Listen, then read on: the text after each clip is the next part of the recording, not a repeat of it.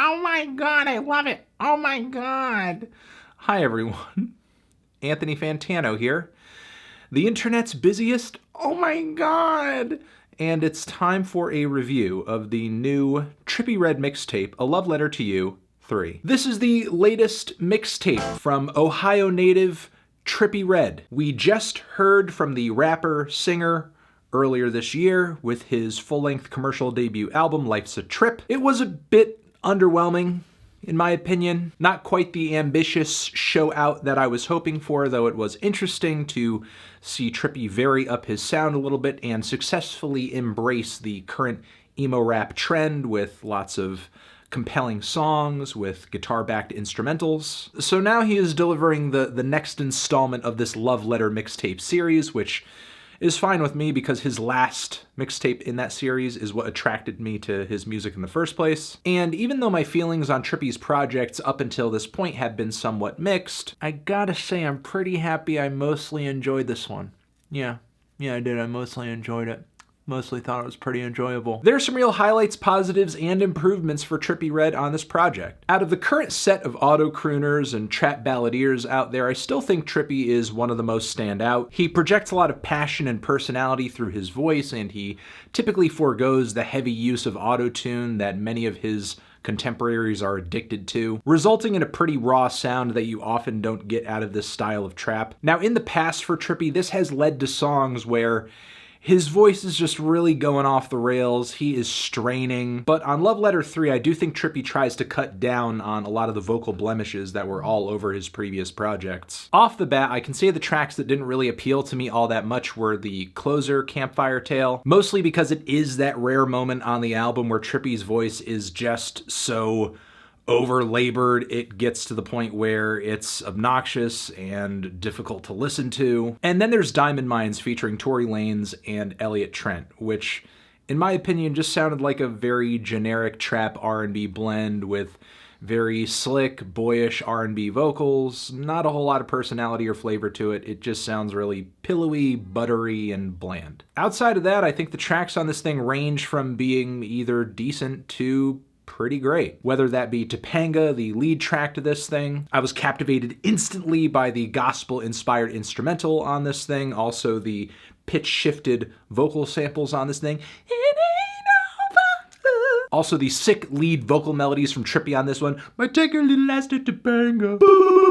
The messaging in the lyrics, while it didn't really resonate with me all that much at first, after repeated listens, it strikes me as this really weird combination of romance and violent paranoia that, again, I'm not exactly sure if the message comes through all that clear. It is pretty odd to feel these combating feelings on one song. The song Toxic Waste is an oddly sad and vulnerable moment for Trippie, with its sad little acoustic guitar samples and its gentle but busy beat. But what truly sells this song, in my opinion, is the vocal performance. With Trippie asking this person who he has in mind to help him even though he knows that person entering back into his life is not healthy. It's basically portraying this addiction that he has to a very toxic and negative relationship, I guess. Meanwhile, on the song Can't Love, Trippie sounds even more heartbroken, literally crying out over a very simple beat in this sad electric guitar lick saying, "She said she loves me. I think she loved me now. How could you do this to me?" If you're looking for an impassioned, heart-wrenching trap ballad, this is it. And this is just one of many moments on this record where it feels like Trippie is just deeply obsessing over getting the raw emotional deal out of these failed relationships, which again fits as a weird combination against other tracks or even lyrics within these songs where he's just singing about letting choppas bang. In a way, this record successfully inhabits this new wave of trap where you have these tough guys that just wear their hearts on their sleeve, I guess. The lines between those two worlds continue to blur on the title track of this thing too, where Trippie delivers this melodic, righteous, angry diatribe about being tested. And I think a lot of this track's emotion and ethos can get boiled down into a single line that he repeats a few times. "I put my soul into these cups, I don't worry about anything." To me, this line and many others just totally embodies the addiction, the anger, and the heartbreak that he dives into on one track after another on this record. Also thought the track Loyalty Before Royalty was pretty great as well, one of the slightly better topical tracks on this thing, where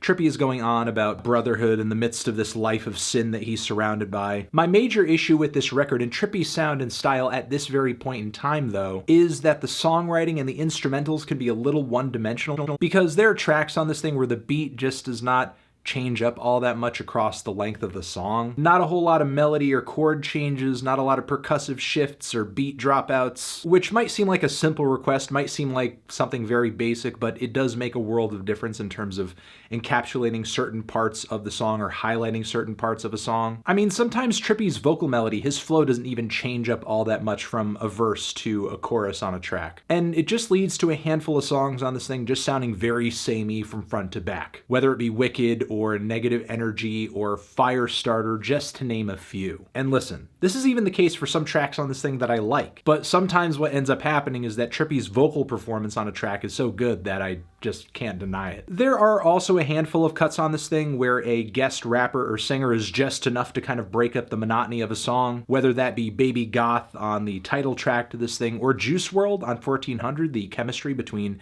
him and Trippie Redd on this cut is actually excellent. Both of them kind of drive each other to keep the energy high. And honestly, Elevate and Motivate has one of the slickest and most enjoyable guest verses I've ever heard from Young Boy Never Broke Again. So while I do like the bulk of the tracks on this record, I like the direction of this album. This, in my opinion, is one of Trippie's most consistent projects yet. I do still think there's room for improvement. And what I would love to hear more going forward are more focused and varied songs. I really feel like that's the next way for Trippie to bring things to the next level. Because so far on this thing, he has captured a really great sound. He's got a distinct voice on this record, a sixth sense for catchy flows and melodies. I just think the substance and structure of what he's doing could be a bit better. I'm feeling a strong 6 to a light 7 on this thing. Transition, have you given this record a listen? Did you love it? Did you hate it?